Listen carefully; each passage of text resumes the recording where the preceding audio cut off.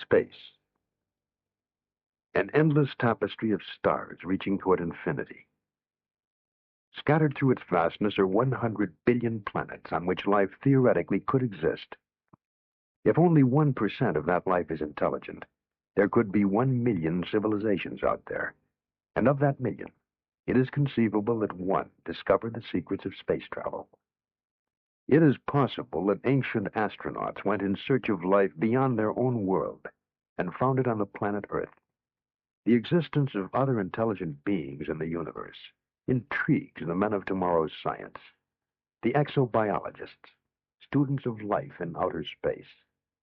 Dr. Harold P. Klein of NASA's Ames Research Center.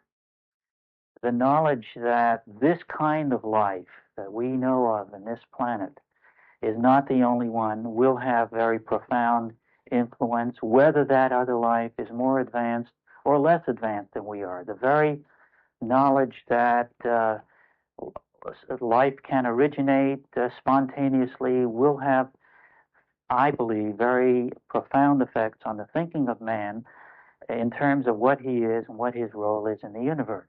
Now, it has been suggested by other people that maybe life on Earth was brought here by a visitor from another planet. Dr. James Lawless. While this possibility is remote, it certainly can't be excluded on the basis of the results which we have found.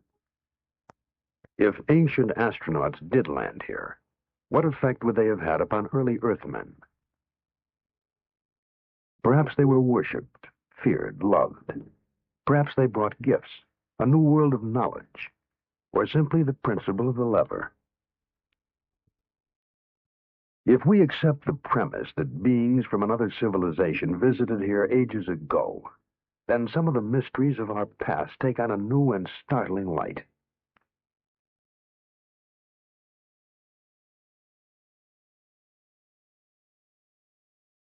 The Baghdad Museum in Iraq has on display a clay vase dating back before the birth of Christ. The vase is also a 2,000-year-old battery. A small copper tube is placed in the narrow neck, and a rod made of a metal alloy is inserted in the copper tube. When filled with hydrochloric acid, it produces an electric current. The vase was, it seems, a primitive galvanic cell battery. Count Volta is credited with having invented the electric cell 2,500 years later. Was the secret of electricity revealed to man thousands of years ago? Is it possible that this planet Earth has been visited by travelers from outer space? Did they wander through the throbbing light years of the universe in search of other life and find it here?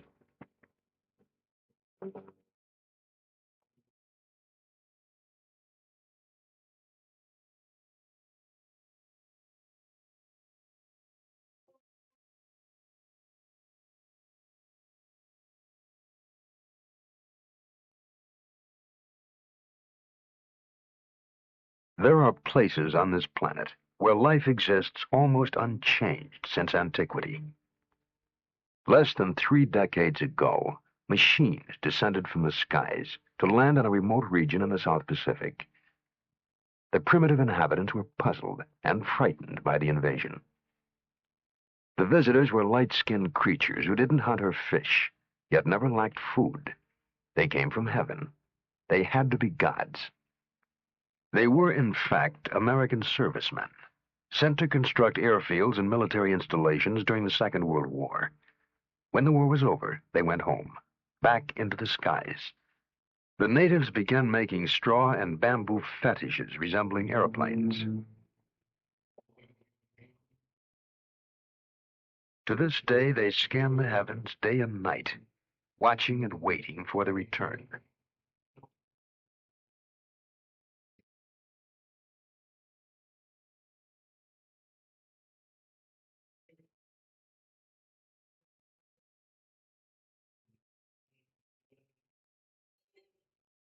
A new religion, a new cult was born from the encounter between a primitive people and visitors from a highly developed, technically superior society.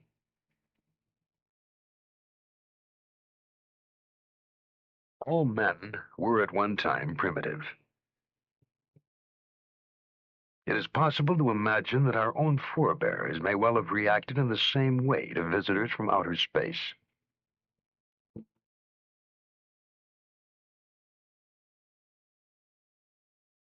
The world is a storehouse, an archive of unexplained phenomena. Gigantic creations, in effigy of what? To appease or acclaim whom? Early stone carvers left silent records for their descendants, to tell us something, but not quite enough. Statues modeled after strange beings, statements to the scope of their awesome powers.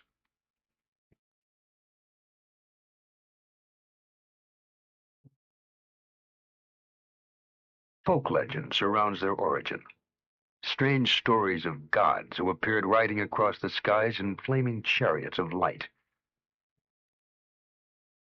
Whole civilizations were structured around these gods.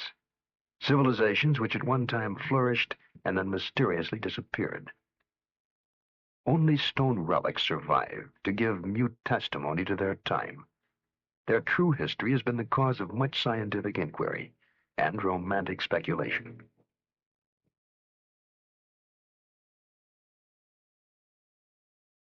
Erich von Däniken, a German professor possessed of the mind of a scientist and the imagination of a romantic, wrote a book called Chariots of the Gods. He stated that sometime in the distant past, man was visited by intelligent beings from outer space. What in olden times might have been heresy is today intriguing speculation. Von Däniken traveled to all corners of the world, gathering evidence in support of his theory.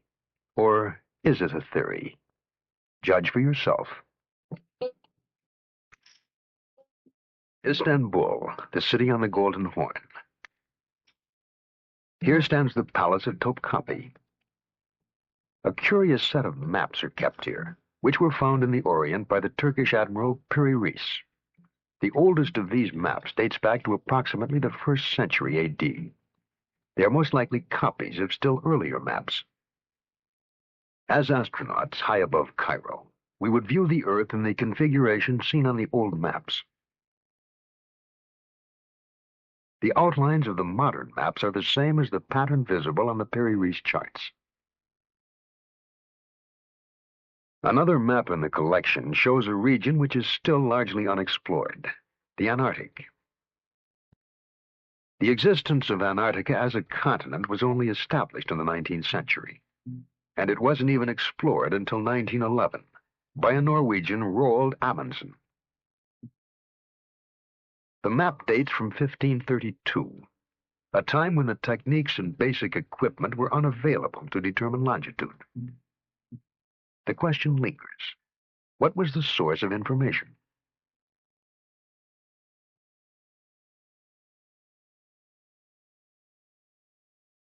The world's first great cities might have been constructed, according to von Däniken, under the supervision of the same being who offered instruction for making the maps of Piri Reis.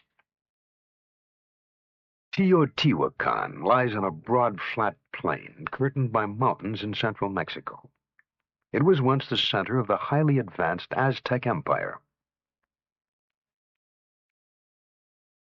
When the Spaniards arrived in the early 16th century, they found an established society of artisans and intellectuals. The name Teotihuacan means where the gods reside, and the city of the gods is dominated by the Pyramid of the Sun. It is 216 feet high and forms a small mountain weighing 2.5 million tons. The Aztecs worshipped the sun as the source of all life. They offered human sacrifices to the sun god atop stone pyramids marked with glyphics, vague symbols relating the history of an ancient people. Archaeology seeks answers to questions about man's past by digging through what he has left behind. Here they uncovered a chain of riddles which stretches across the expanse of modern Mexico. A mile to the south is the Temple of Quetzalcoatl. Legend tells us that he was a light-skinned, bearded man who came from the stars. Supposedly, he taught men law, the arts, and the cultivation of corn. The head of a great feathered serpent represents the god Quetzalcoatl. When Quetzalcoatl finished his mission on Earth, he departed to his native star, promising to come back someday.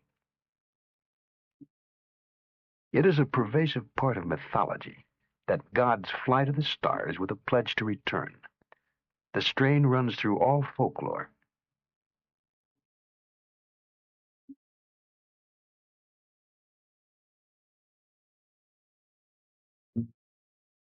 The ruins of the deserted city of Tula rest about 20 miles from Teotihuacan.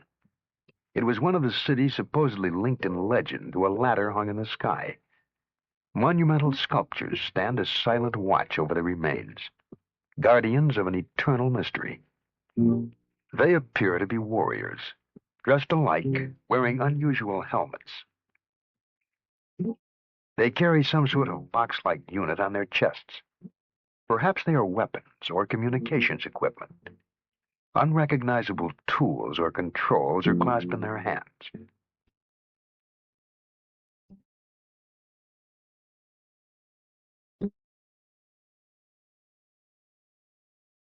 The nearby sacred well of Cenote forms a perfectly round crater in the rock.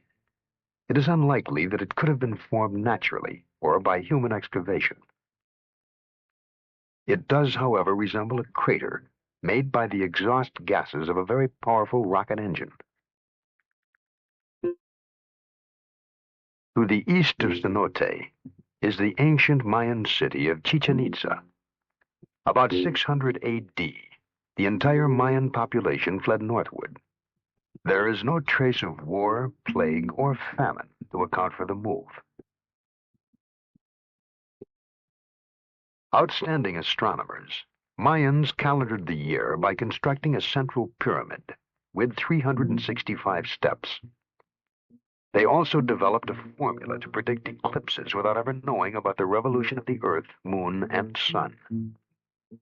There is no way of telling how they discovered these secrets, but von Däniken believes that some ancient astronaut may have told them of the solar system in which they lived. A stone relief portrays a god in a helmet with projections resembling antennae.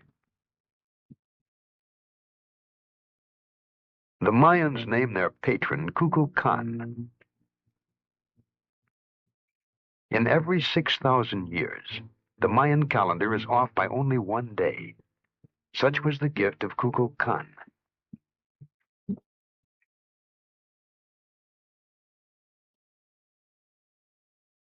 Kukulkan supposedly came from the stars and returned to them, leaving the Mayans to build observatories to search the heavens for him.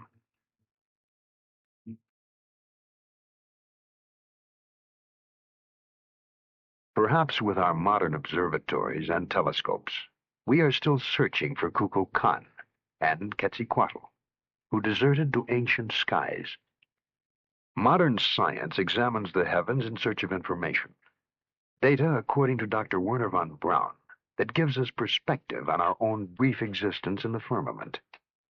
I think it is important to remember that distant stars are not only far away from us in terms of miles, but life on other planets can also be very far away from us in terms of time. The Earth is believed to be approximately 5 billion years old, and if you condense mentally these 5 billion years into 1 year, then the presence of men on this Earth would be about 1 minute out of that 1 year, and the period since man understood radio and was capable of effectively communicating with heavenly bodies outside of the Earth would only be approximately 1 second out of that year. So if you want to communicate with another heavenly body and intelligent life thereon, you have to reach that other heavenly body also at a time when these people have invented the radio and know how to operate it and have their receivers going, so to speak. But we had no receivers going, even a mere 50 years ago. We were too busy with the steam engine and the biplane. Dr. Harold Klein. It is highly possible that advanced civilizations have in the past or may in the present try or have tried to contact us, to survey us, to watch us. We cannot rule that out. We have no indications of that. It may be equally possible that a really intelligent society has watched us for some time, has looked us over and decided, based on our activities, that this planet is beneath their dignity, so to speak, and is simply not worth bothering with. Quite possibly we were too backward to bother with, but we have come a long way in a short time, and we are prepared to reach out into the universe. Writer and sociologist Erich suggests a reason for our return to space. He wrote, "I always felt that man is a stranger on this planet, a total stranger. I always played with the fancy, maybe a contagion from outer space is the seed of man. Hence our prior occupation with heaven, with the sky, with the stars, the gods, somewhere out there in outer space. It is a kind of homing impulse. We are drawn to where we came from."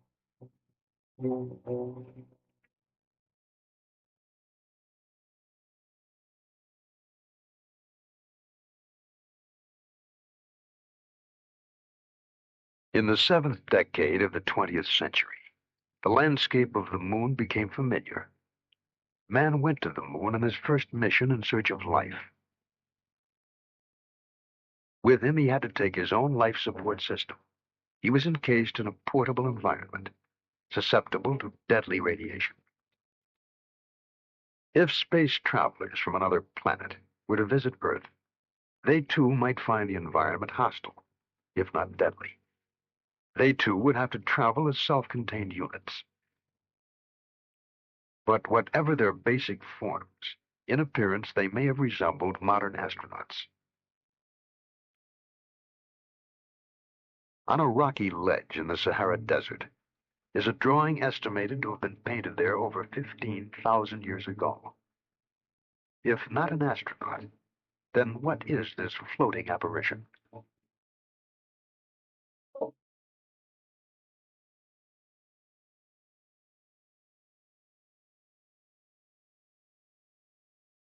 Henri Loti, the early French archaeologist, discovered the image of the 19-foot giant and called him the great god Mars.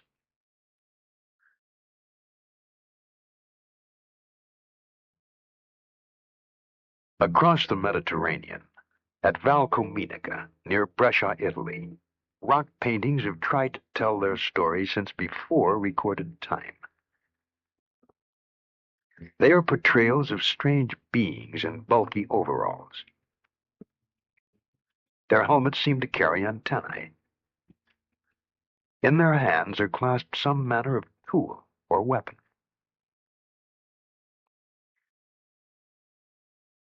Still more evidence can be found in a 2,000-year-old rock painting found in Japan. In the rough, rocky countryside of northwest Australia, there are scores of rock paintings which date back far in time, drawings which are probably some of the earliest messages from prehistoric man. Sketches represent the activities of one Gina, a legendary goddess of the Milky Way. She too came from heaven to instruct the children of Earth. Von Däniken believes there were models, possibly even one model for all the deities found recorded in rock.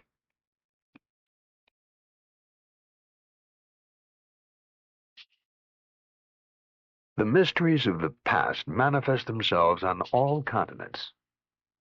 Within the depths of a temple in the ancient Mayan city of Palenque in Central America, Von Däniken came upon a stone relief of what is apparently a man seated in a capsule, watching something intently.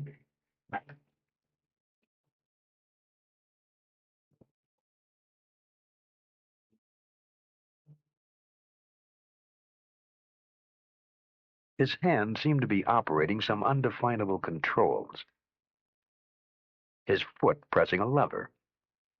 And at the rear of the capsule are jets trailing flames behind them.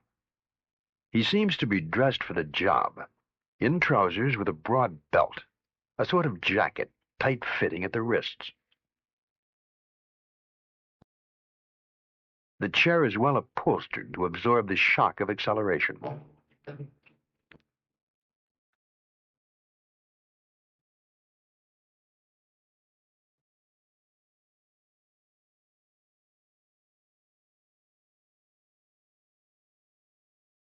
Mayan legend says that he represents their space-traveling god, Kukulkan, the winged god of Palenque.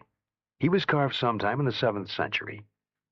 The possibility haunts us that this figure was the artist's rendering of the ancient astronauts who inspired the Mayan culture. The church of the monastery of Däniken was decorated with mysterious frescoes some 500 years ago. The monastery is hidden away in the peaceful countryside of southern Yugoslavia.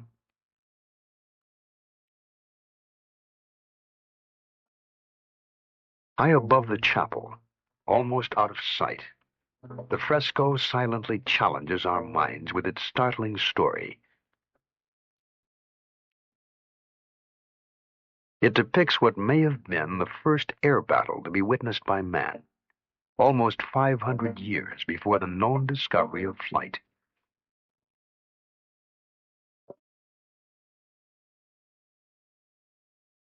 In the first capsule, a man is seated with his hand on some form of guidance mechanism. He appears to be racing across the sky in an attempt to escape from a pursuing ship. We can easily imagine jets at the rear of these aerodynamic forms. On the earth below them, people cower in fear as this air battle wages in the skies. If not an astronaut, then what reality might have inspired the frescoes of Däniken?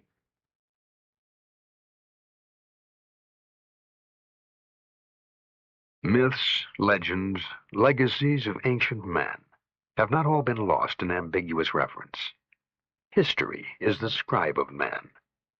There are records in cuneiform, Sanskrit, Amharic, Tibetan, and languages which have not yet even been deciphered. New texts are constantly being discovered. Some, like the Dead Sea Scrolls, are readily understandable to scholars. Translating other fragments of written history is laborious and time-consuming. Only a minute fraction of surviving texts have actually been transcribed.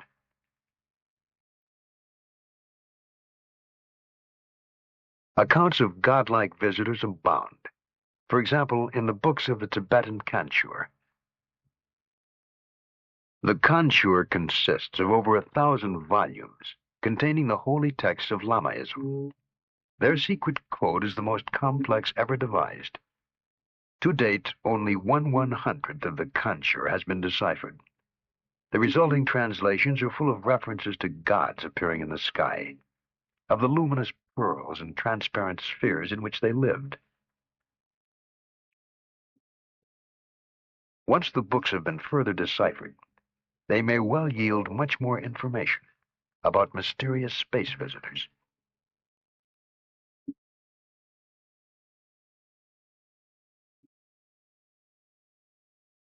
Closer to Western civilization, we have one of the world's most detailed records, the Bible.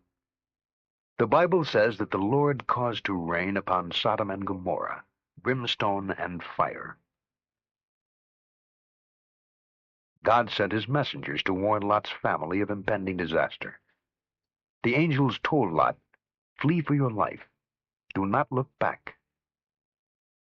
Flee to the hills lest you be consumed." The messengers were insistent that he leave the city immediately. Von Däniken wondered if they had foreknowledge of an impending cataclysmic explosion.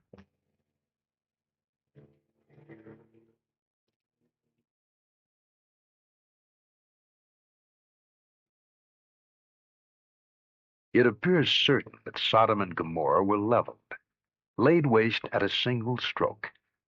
All traces of the communities have disappeared. So complete was the destruction.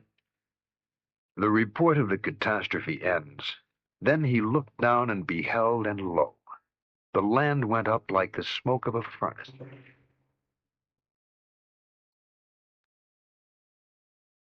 Mount Horeb in the Sinai Range rises more than 6,500 feet above sea level. Here Moses received the Ten Commandments. Here, too, he was given the blueprints for the Ark of the Covenant.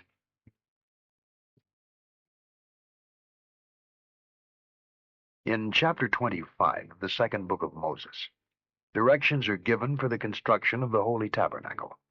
And they shall make an ark of acacia wood, and you shall overlay it with pure gold within and without shall you overlay it. And you shall make upon it a molding of gold round about.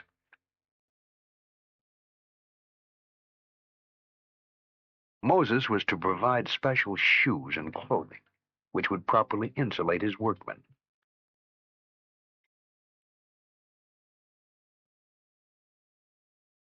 Moses was warned that no one should come near the structure. It represented a mortal danger.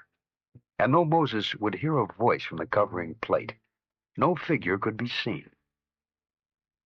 If we were to build a replica of the ark today, according to Moses' instructions, we would have a condenser charged with several hundred volts. Could the gold sheath have been a form of loudspeaker, a two-way radio, reproducing a voice from afar? It is part of the von Däniken theory, a romantic's explanation of biblical text based on imagination and wonder.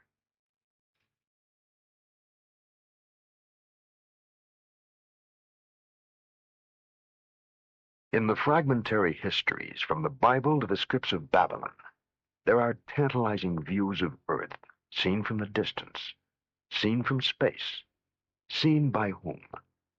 Was it the vision of ancient astronauts communicated to the primitive population of a still young planet Earth?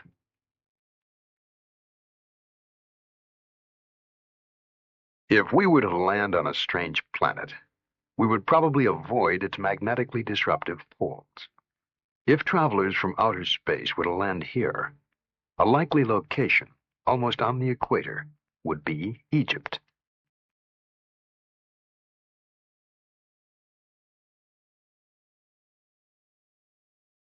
The pyramids, eternal mysteries in themselves, provide additional evidence to support the premise that Earth was visited by ancient astronauts. The Great Pyramid rises to a height of 477 feet. 2,300,000 stone blocks, each a crushing 2.5 tons, each perfectly fitting, climbed toward the sky.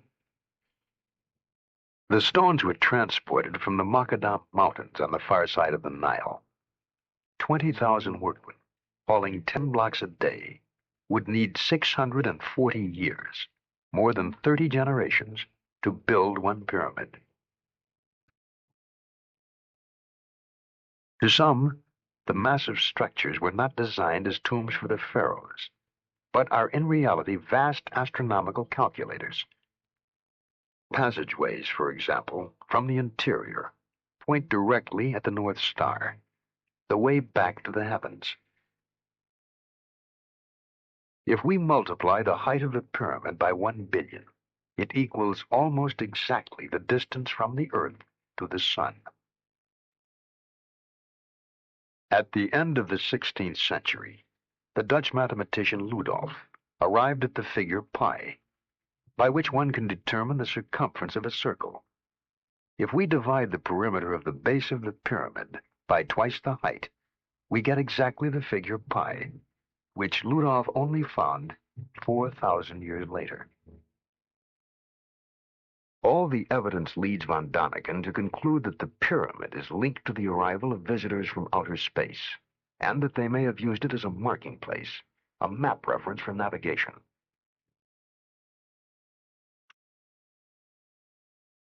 When modern Egypt chose to construct the Aswan Dam, there stood one obstacle.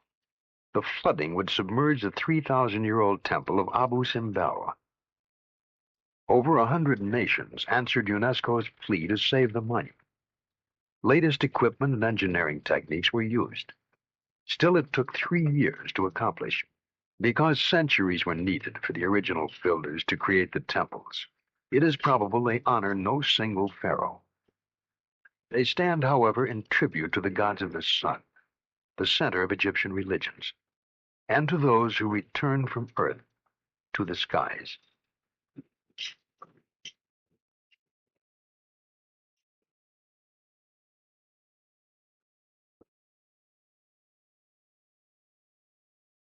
The Salisbury Plain lies along the Wales border. A large mound rises ominously from the level expanse. The legends surrounding it suggest that it was a place of burial, not unlike the pyramids of Egypt. Close by stands Stonehenge, rock formations strewn about like so many toy blocks. It is believed to have been built 2,000 years ago. According to legend, Merlin, the magician of King Arthur's court, transported the huge slabs by magical incantations from what is now Scotland. Recent studies have employed computers to measure the distances and placements of the stones. These findings prove to some extent that Stonehenge served as a giant calendar and observatory. By visually lining up specific points, an almost exact calculation can be made as to the movement of the stars and planets. Even with computers, it has taken us years to arrive at these figures. 2,000 years ago, this area of England was inhabited only by primitive tribal people.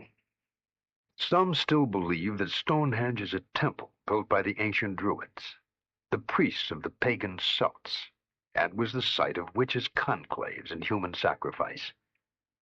The Druids still exist and continue to conduct their religious services on this site. It has been suggested that the Druids may not have built this place, but simply taken it over as their shrine. If so, then there is no trace of who might have built and left it behind. Tribes that vanished, whole civilizations that disappeared. It has happened too many times to be coincidence.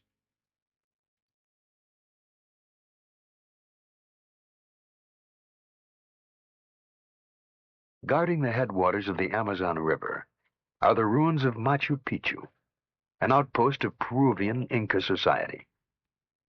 Some archaeologists suggest that the Incas found they could not extend their empire into the treacherous Amazon jungle, and so here they stopped, and here they died. There is a curious folk legend surrounding the origin of this fortress. It is said to have been built by a divine race of light-skinned, auburn-haired descendants of the god Viracochus, who arrived in a flaming chariot. Nothing remains of these supposed people, but the legend goes on to say that they abandoned their citadel and returned to the skies. They left only the ruins of their mountaintop city for us to wonder at.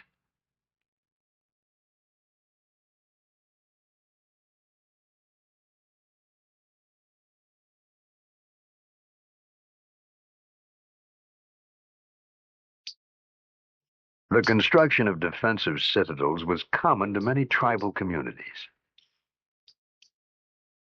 On the African continent and the bushlands of southern Rhodesia are the ruins of Zimbabwe, meaning the heart of the lion. It is constructed of brick-shaped granite rocks, all exactly alike as if produced in a factory. 20,000 tons of identical building stones. They were laid to a height of over 30 feet to form walls which have stood for thousands of years. What masons trimmed and piled these stones with such astonishing perfection? Were they the ancestors of bushmen whose straw huts surround the ruins, or members of a visiting group of master builders? The mystery carried von Däniken back to the Valley of the Kings, in Egypt near Luxor. The valley was another royal burial ground of the pharaohs, the god kings. Not pyramids of stone, but a small mountain range converted to the use of the dead. The entrances were hidden, little more than windows into the rock, with steep stairs and winding passageways leading to the tomb of the 9-year-old pharaoh god Tutankhamun. The crypt is hollowed directly out of stone, and incredibly intricate murals decorate the walls and ceilings. Archaeologists have carefully studied the markings and meanings, but von Däniken points out one interesting fact. They could not have been painted by firelight. The ceilings show no trace of soot, and so no torches or oil lamps were used. What then was the light source? Markings found in this and other tombs are portraits of the god Osiris. Osiris played an important role in Egyptian religious belief. After giving knowledge to the world, he left the earth and exists in the heavens. Each dead pharaoh, the kings of earth, joined the spirit of Osiris in the heavens. Their mummified remains were prepared for the journey.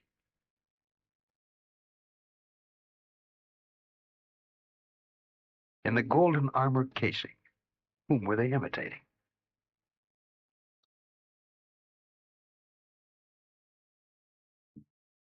Outside the cave crypt stand the remains of the ancient mortuary, the temple of Amenhotep III. Here the Egyptian priests preserved the remains of their rulers. We will never know the origins of the science of mummification. Perhaps it was an imitation of a physical conservation method used by extraterrestrial visitors. The secrets died along with the mortuary during the great earthquake in the year 27 BC.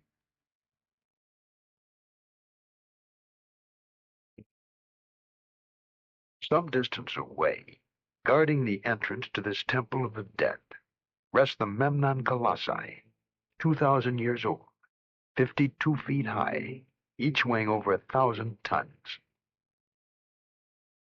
It is difficult for us to imagine them being moved from the distant quarries by manpower alone.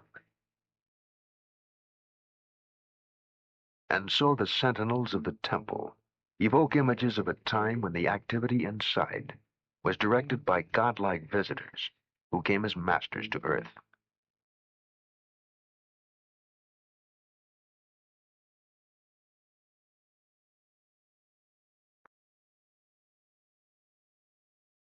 The Sphinx, symbol of the riddle, the eternal enigma, the head of a man, the body of a lion.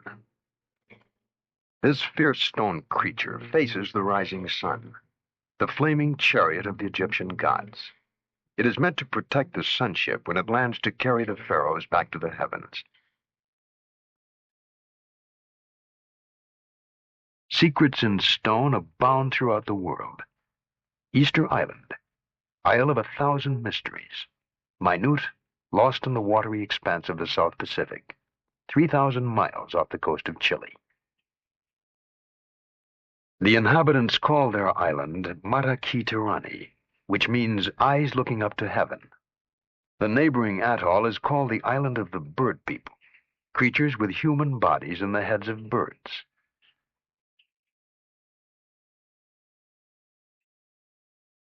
Von Däniken suggests that these bird heads could also be helmets equipped with a type of mask. The island's ancient legends tell of flying people who arrived amidst fire and thundering noise.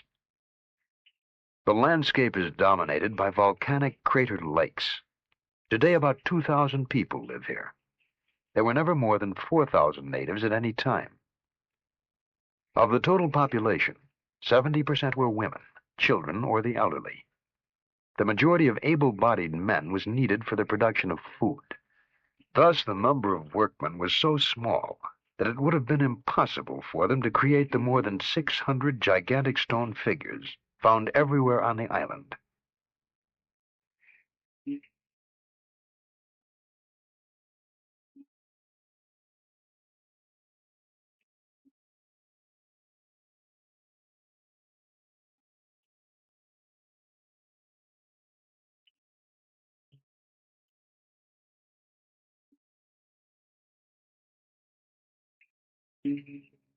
Many of the stone gods stand 65 feet high, and weigh nearly 400 tons.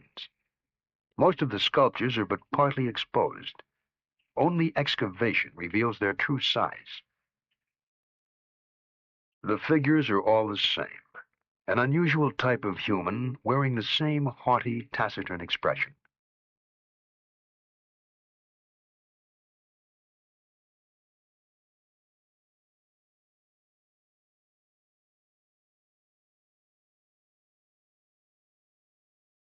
One statue, unearthed by explorer Thor Heyerdahl, suggests man's role. Unlike the others, it has a rounded head and is kneeling. The workshop at the volcanic crater, Ranoraraku, has stone so hard that repeated hammering with a stone chisel hardly scratches it. The colossi carved here were removed to distances as much as 12 miles from this location. There was no army of slaves for labor, no wood for rollers, nor the slightest traces to suggest that the sculptures were dragged across the island. And so they lie here, mute, eyes looking up to heaven.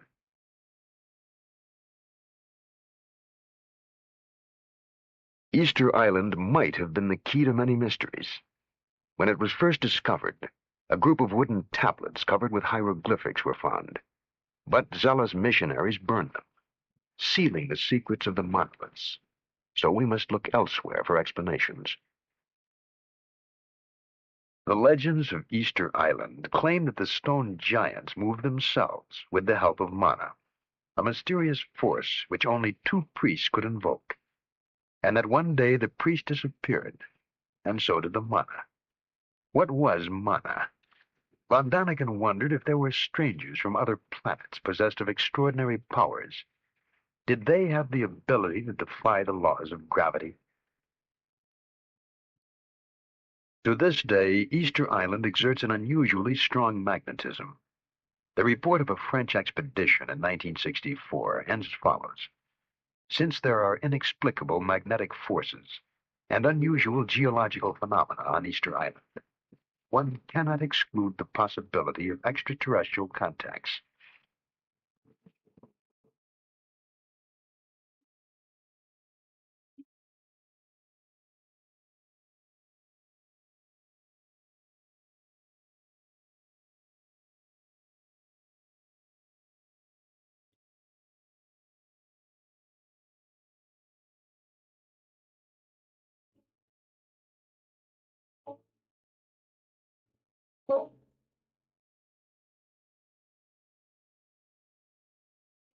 Almost on a direct line from Easter Island is the Bay of Pisco, along the coast of southern Peru.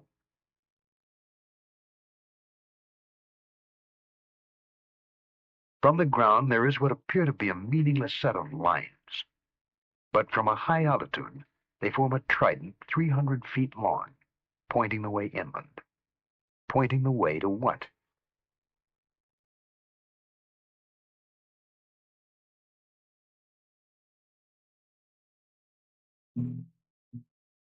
Across the scorched and rocky terrain are spread the remains of deserted ancient cities. An entire civilization, now vanished, once flourished around the mysterious plain of Nazca. Lines running toward us, away. Lines which mean nothing from the ground. Long furrows cut into the iron-rich parched soil, cut there at least 2,000 years ago.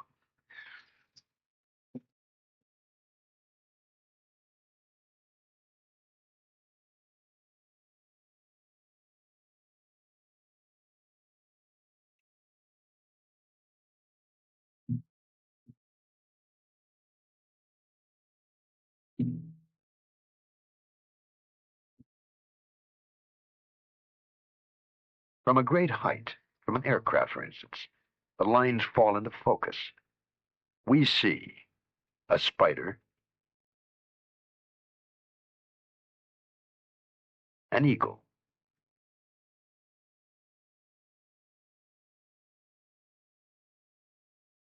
a peacock, and a hummingbird, none of which can be recognized from the ground. And there is no observation point, no mountain nearby overlooking the plain. The giant drawings must have been directed by someone hovering high above.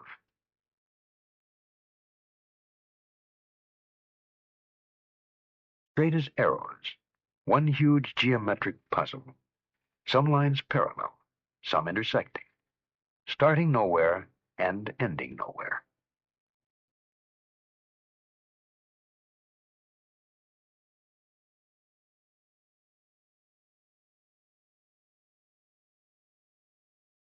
The conclusion reached by von Däniken is that the lines represent a landing field. The plain of Nazca is a gigantic abandoned airport.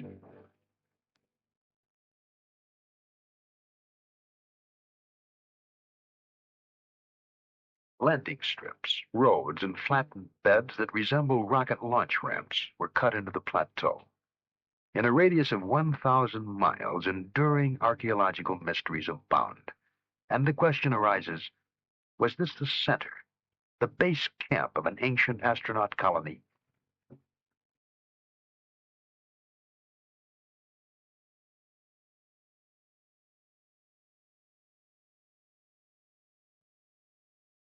Around the world, we have seen carvings in Japan, Egypt, Australia, Yugoslavia, and all bear a striking resemblance to the carvings at Nazca.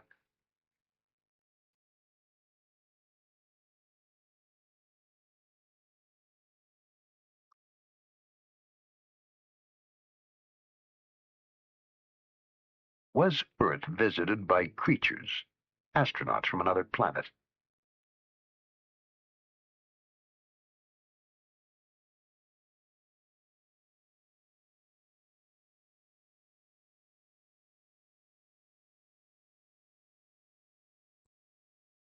We have only fragments, starlit night, and allow yourself the freedom to wonder.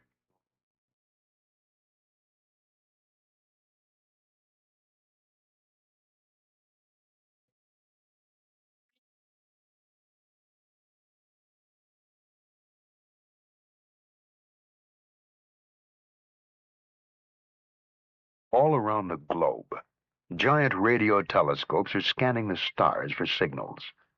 Some are even sending signals, not to anyone in particular, but to anyone who may be able to hear them. By some incredible coincidence, perhaps we will establish a dialogue with an extraterrestrial community, even if that conversation is only a matter of meaningless blips and dots. NASA recently launched an aluminum greeting card into space, addressed in effect to whom it may concern. Etched on the plaque are the nude figures of a man and a woman, two-digit computer code numbers, and a diagram showing Earth's location within the 9 planets of our solar system. A message to whatever intelligent life there may be in the universe. Hello from Earth to some wandering ancient astronaut.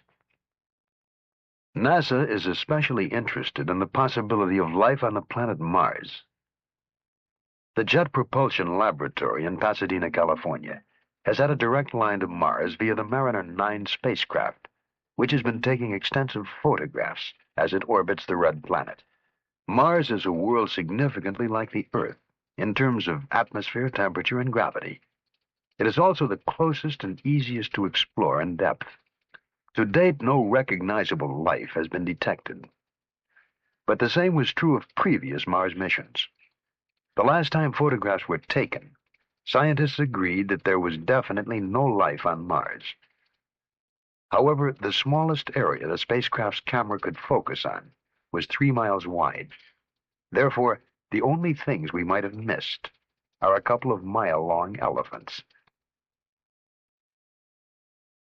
Dr. Carl Sagan is one of the directors of the Mariner mission exploring Mars, and he has a special interest in the possibilities of intelligent life in the universe. The question arises, might there have been a visit to the Earth in historical times? There are popular books on this subject. It's an idea which people find exciting. It's a kind of scientific justification of theological belief, which people would rather believe in any case. It's kind of modern dress for old-time religion. Well, what about that? Is that possible or not? I can only say that you can't exclude the possibility, but there's not a smidgen of evidence that is compelling.